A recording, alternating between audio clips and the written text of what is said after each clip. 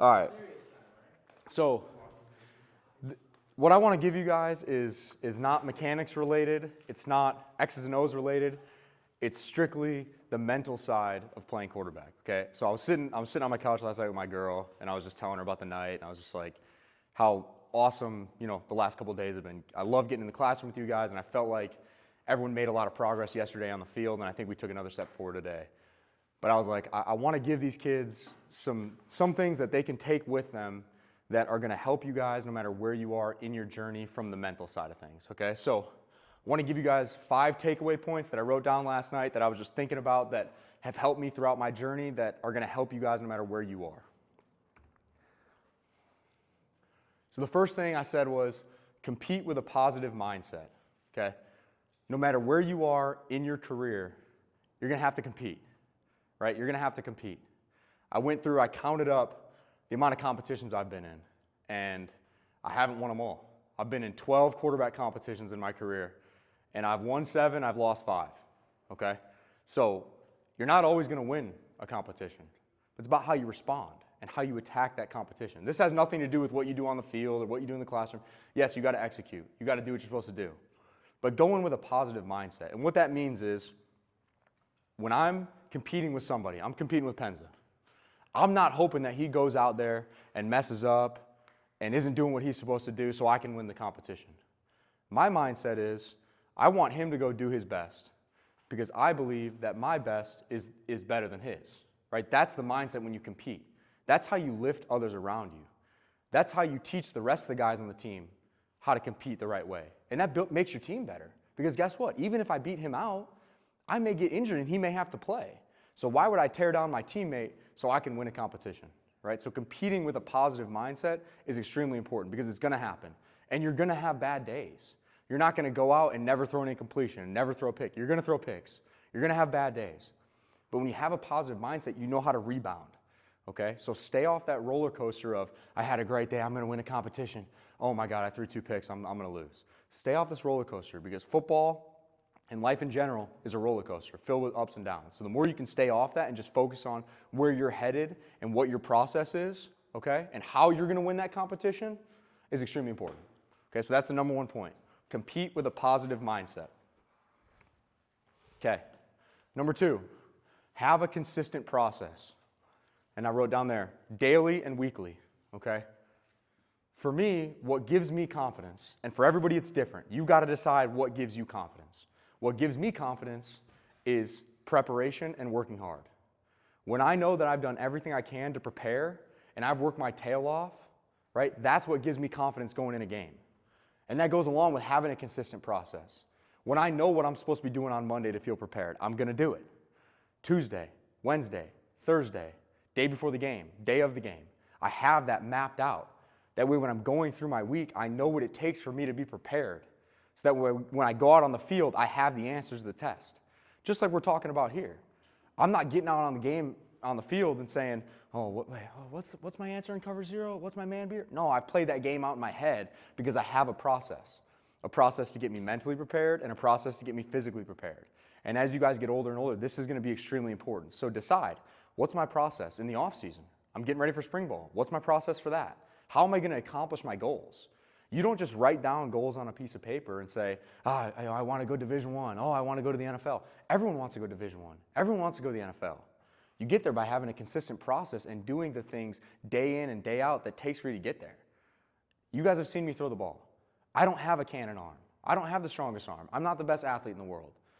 But I worked my ass off and I had a consistent process, and that's what got me where I am. Being consistent and outworking other people. So that's what gives me confidence. And as you guys go on your journey, you need to decide what gives you confidence and what your process is going to be. Okay? So that's number 2. Have a consistent process. Number 3, relationships matter. With your teammates, with your coaches, with literally everyone. The older you get, you're going to understand how much this matters. My mindset on my journey has always been, never burn a bridge because you never know what's coming back for you. You never know. Especially in the football world, guys. What just happened with you with the Montana coach? He was telling me like how he was coaching and then you ended up transferring. Yeah, he told him he was working with me. He was on his way into Minnesota. I was on my way out. He knows I carried myself in a positive light, even though I started, played well, Big Ten Player of the Week, never saw the field again. Was I salty? Absolutely. Do I know I can play? Yeah. But did I ever burn a bridge and bring the other people down around me because I was mad about my situation? No. And now, look, there's a coach that he's working with me, that coach thinks positively of me, which inversely makes him think positively of you, right? So you never know how this stuff's going to come around after football. During football, you know who this is? Sam Darnold. We all saw what he did this year, right? Maybe you guys saw the relationship he had with this guy. But the relationship that they had, I believe, is what transformed his career. Having bad coaching and not having a relationship with your coach is very difficult at quarterback. You guys need to be in sync. Some of the best football I ever played was at the University of South Dakota. When I transferred there, every single day in the summer, I swear, I drove my coach crazy. I'm coming in watching film. I went in every day and watched film with that guy for an hour, 2 hours. First year, we had some success. Second year, 2 years of watching film with this dude every day, broke every record in the conference, broke every record in the school. National Player of the Year, because I was on the same page with my guy here. When he called something, I knew what he was thinking, right?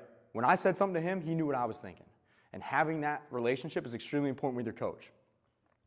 Same thing I've been telling you, bro. You're competing for a job. What did I tell you? Go and meet with your coach. And now you guys are building that relationship, and that's going to matter for you, okay? And with your teammates too, guys. Build relationships with your teammates. Get to know your guys. Because there's going to be a time when, I'm going to use you for example, your guys that were out here the other day, slap dicking around. If you don't have a relationship with those guys, like I don't have a relationship with those guys. I got on their ass. I said, what are you sucking your teeth for? Jog around, let's go. They got pissed at me because they don't have a relationship with me, and I get that. You as a leader, and everyone else as a leader, you need to build relationships with the guys on your team. That way they know that you care about them. Because when it's time to get on your ass and say, hey, you messed up the drill 4 times, lock the fuck in. You know that I care about you, and I'm doing that out of love because I want you to be your best.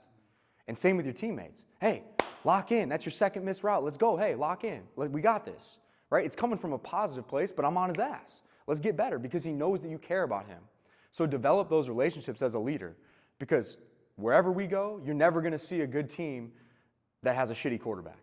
The quarterback elevates the guys around them to be their best. Okay? And that's the position that you guys are in. You guys want to win state championships? You want to go Division I? You want to go to the NFL? You can't have a shitty team around you. You could be the best player in the world. But if you ain't elevating those dudes around you to be their best, you're not going to get to where you want to get to. Okay? So relationships matter. Number 3, add value. Okay? Add value.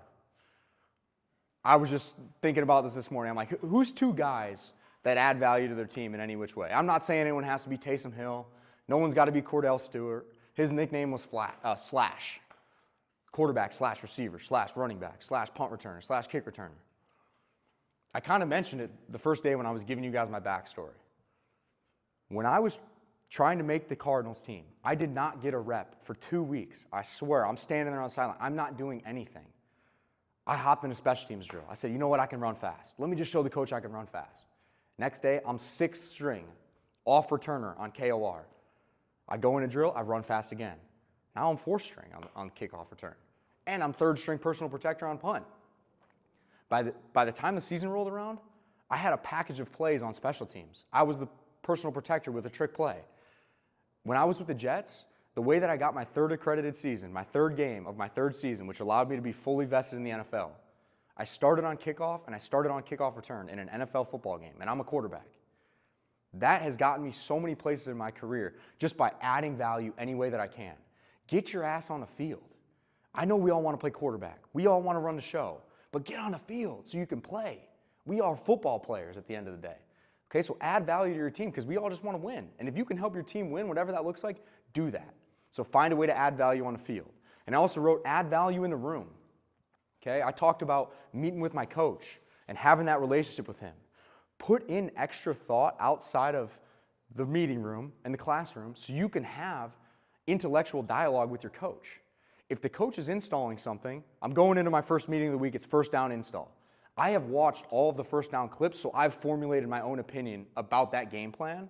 That way when he's installing stuff, I can critically think about it. And coach isn't just like, hey, we're running Y cross on first down. And I'm just like, oh yeah, sounds good.